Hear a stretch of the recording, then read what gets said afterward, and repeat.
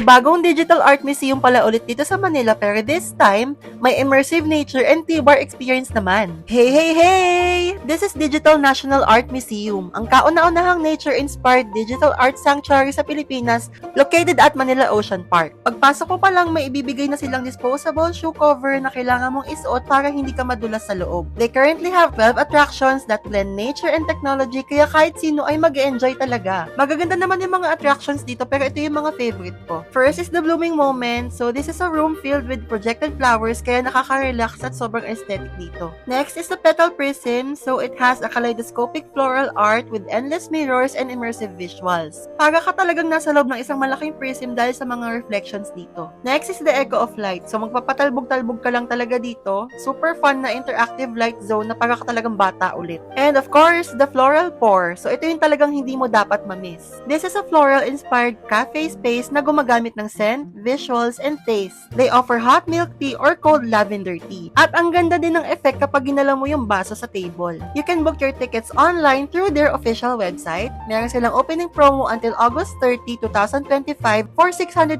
pesos per person and free naman for kids 2 feet and below.